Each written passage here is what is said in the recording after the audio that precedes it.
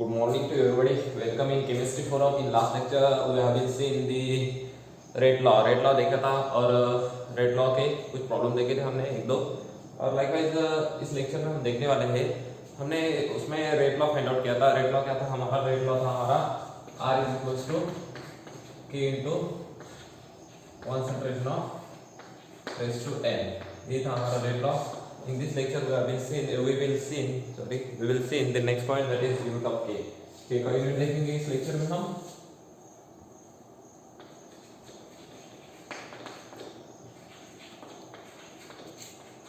चलो क्या है रेट लॉ? रेट लॉ होता है हमारा R is equals to K concentration raise to power some power that is N. तो N क्या होता है? ये N होती है बेटा ऑर्डर ऑफ रिएक्शन. क्या होती है? Order of reaction. Order of reaction होती है.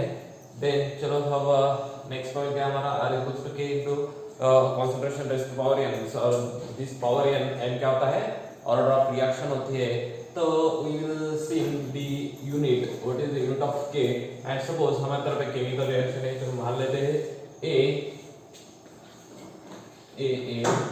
Plus small b capital B, it use CC. ये हमारे तरफ एक केमिकल रिएक्शन है और इस केमिकल रिएक्शन में हमें फाइंड आउट करना है कॉन्सेंट्रेशन, और विज्ञान से फाइंड आउट करना है कि ऑर्डर ऑफ रिएक्शन क्या है. उसकी ऑर्डर ऑफ रिएक्शन क्या होती है आपको तो पता है. Order of reaction with respect to stoichiometry होती है, गॉट इट. लेकिन रेट लॉ में और रेट ऑफ रिएक्शन जब हम कैलकुलेट करते हैं तो हमें स्टोइकियोमेट्री कोई ये नहीं है, ज़्यादा मतलब नहीं करता. स्टोइकियोमेट्री हमें डिपेंड नहीं करती. किस केस में?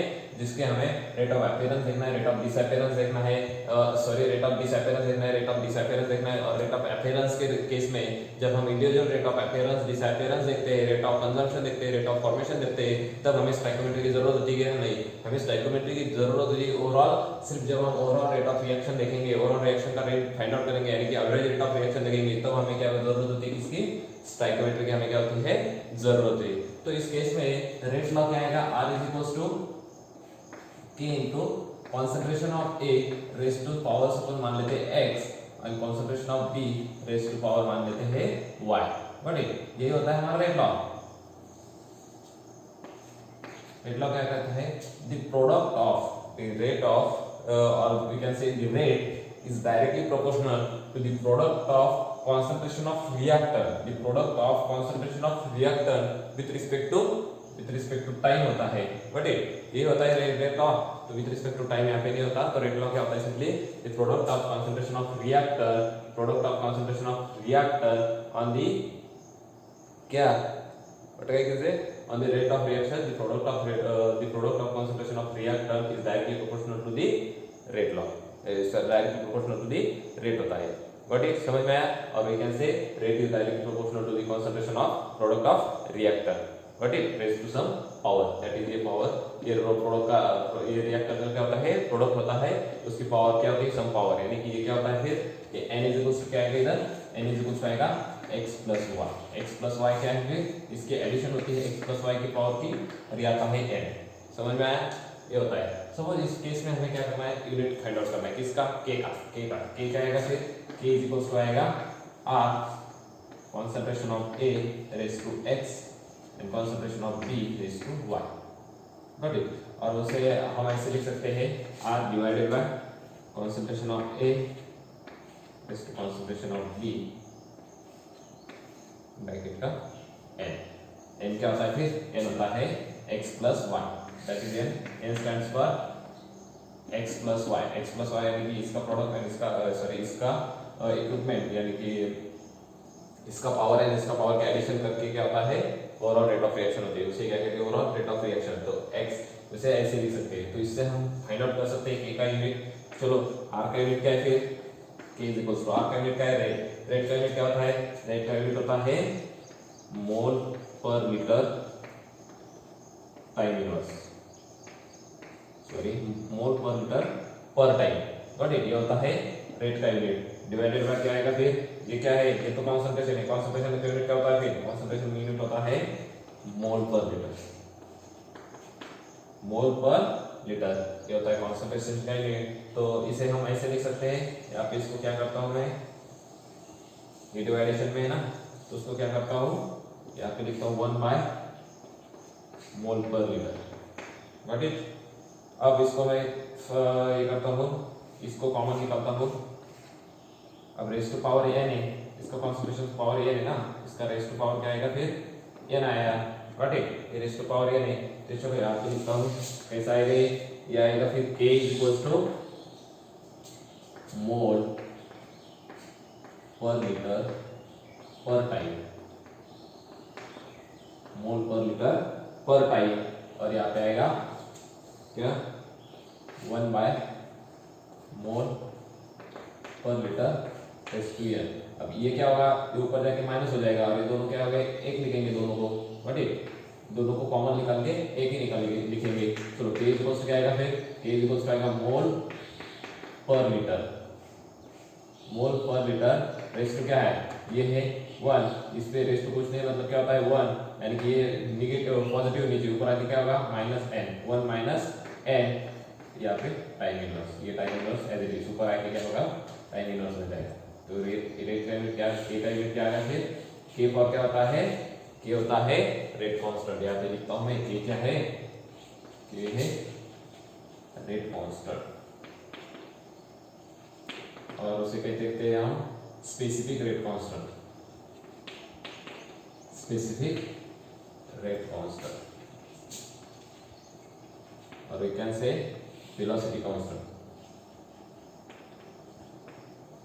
वेलोसिटी कांस्टेंट भी कह सकते हैं हम इसे, स्पेसिफिक रेट कांस्टेंट भी कह सकते हैं, और सिंपली उसे रेट कांस्टेंट भी कह सकते हैं। तो यहाँ पे K का यूनिट आपको समझ में आया कैसे निकाला थे। K का यूनिट आया mole per litre raise to 1 - n time inverse, ये होगा मोल का यूनिट। बट एक समझ, सॉरी ये क्या होगा, K का यूनिट होगा। K क्या है फिर, रेट कांस्टेंट, ये होगा रेट कांस्टेंट का यूनिट। सपोज हमें ऑर्डर ऑफ रिएक्शन के लिए रेट K का यूनिट फाइंड आउट करना है। क्या ऑर्डर ऑफ रिएक्शन के लिए क्या करना है, रेट का यूनिट दैट इज K का यूनिट फाइंड आउट करना है, दैट इज रेट कांस्टेंट का यूनिट फाइंड आउट करना है। तो with respect order of reaction, suppose order of reaction, suppose हमने n इज इक्वल्स टू 0 रखा, और वी कैन से 0 ऑर्डर के लिए लिखा,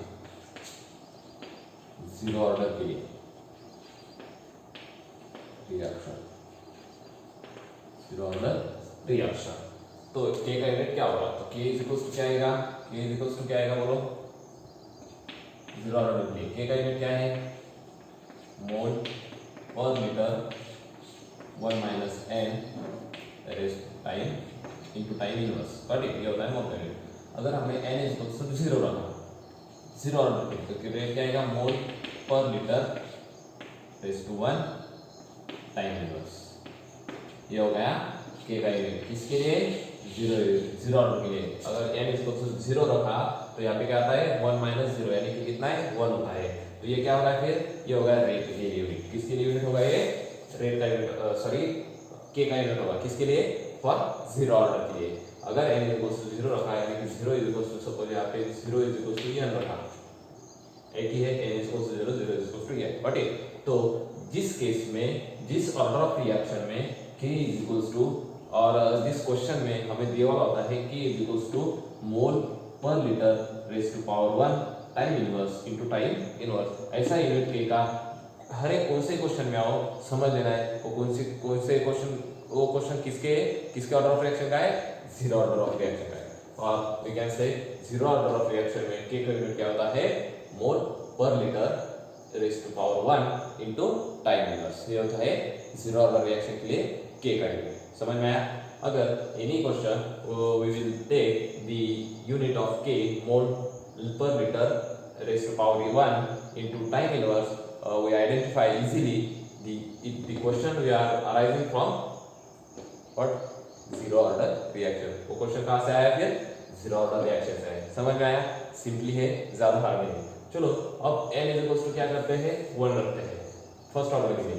n इज इक्वल्स टू क्या रखते हैं, 1 रखते हैं। तो फर्स्ट ऑर्डर के लिए इसका यूनिट क्या आएगा फिर, फर्स्ट ऑर्डर के लिए क्या होगा, चलो n इज इक्वल्स टू क्या रखा हमने, ये होता है K का यूनिट, लिख लेना है मेरे साथ, K का यूनिट होगा। चलो यहाँ पे क्या आएगा फिर 1 - 1, व्हाट इट क्या आएगा 1 - 1, तो K इज इक्वल्स टू क्या आएगा फिर बोलो k इक्वल्स टू आएगा मोल इनवर्स किसका यूनिट यानी कि 1 - 1 0 होता है, किसी का भी पावर 0 होता है मतलब क्या होता है, वो वैल्यू क्या होती है 0 होती है, कुछ भी नहीं होती। जिस केस में अगर तुम्हें मोल k का यूनिट टाइम इनवर्स है, सिंपली अगर हमें क्वेश्चन दिया वाला है और क्वेश्चन में आए वाला है k equals to 4 second 5 minute inverse, तो झट से आपको याद आना चाहिए कि कौन सा ऑर्डर ऑफ रिएक्शन है, फर्स्ट ऑर्डर ऑफ रिएक्शन है। क्या कौन सा ऑर्डर ऑफ रिएक्शन का क्वेश्चन है, फर्स्ट ऑर्डर ऑफ रिएक्शन का ये क्वेश्चन है। और वी कैन से जिस एग्जांपल में k का यूनिट टाइम इनवर्स होता है वो कौन सी होती है, फर्स्ट ऑर्डर रिएक्शन होती है। बट ये समझ में आया। और इन फर्स्ट ऑर्डर रिएक्शन k का यूनिट क्या होता है, फिर टाइम इनवर्स होता है। बट ये वो वाइस वर्सा होता है। अगर हमने ऐसा भी सोचा फर्स्ट ऑर्डर रिएक्शन में k का यूनिट क्या होता है, हमें एग्जाम में पूछा suppose in first order reaction find out the unit of k और कैलकुलेट और see in the unit of k, unit of k पूछा है फर्स्ट ऑर्डर के लिए, तो क्या क्या होता है k का यूनिट फर्स्ट ऑर्डर के लिए, k equals to time inverse होता है। समझ में आया, ये होता है फर्स्ट ऑर्डर के लिए। Then suppose n equals to 2 रखा हमने, n इक्वल्स टू 2 रखा तो कौन से ऑर्डर होंगे, फिर कौन से ऑर्डर होंगे,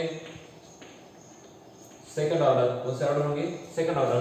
चलो n इक्वल्स टू रखा है, यहाँ पे रख दीजिए n इक्वल्स टू 2, तो ये क्या आएगा फिर k इक्वल्स टू क्या आएगा, k equals to mole per litre raise to -1 और पर mole per litre raise to -1 into time inverse, into क्या टाइम इनवर्स। जिस केस में k का unit mole per litre raise to -1 into time inverse होता है, उसी केस में ऑर्डर ऑफ रिएक्शन क्या होती है, सेकंड ऑर्डर होती है। कौन सी होती है, सेकंड ऑर्डर होती है। और in case of second order reaction तो यूनिट ऑफ k पूछा तो क्या होता है, mole per litre raise to -1 वहां पे और इनटू टाइम इनवर्स। और हम इसे क्या कह सकते हैं, मोल पर लीटर और मोल रेज़ टू -1 इनटू पर लीटर पर स्क्वायर लीटर, उसके क्या कहते हैं, पर स्क्वायर लीटर कह सकते हैं, या फिर लीटर इनवर्स ऊपर होता है तो ये पर लीटर स्क्वायर इनवर्स होता है। तो यहाँ पे सिंपली याद रखना है सिर्फ k equals to mole per litre raise to -1 into time inverse. जिस केस में k का यूनिट ऐसा होता है वो कौन सी ऑर्डर होती है, फिर वो जब से आपको आइडेंटिफाई करना चाहिए कि वो कौन सी होती है, सेकंड ऑर्डर रिएक्शन होती है। समझ में आया, ये होता है ऑर्डर ऑफ रिएक्शन के लिए, फर्स्ट ऑर्डर के लिए, सेकंड ऑर्डर के लिए unit of k। Unit of k क्या होता है, फर्स्ट ऑर्डर के लिए क्या होता है, सेकंड ऑर्डर के लिए क्या होता है, थर्ड ऑर्डर के लिए। समझ में आया। I hope you should have clearly understand the term unit of k। But it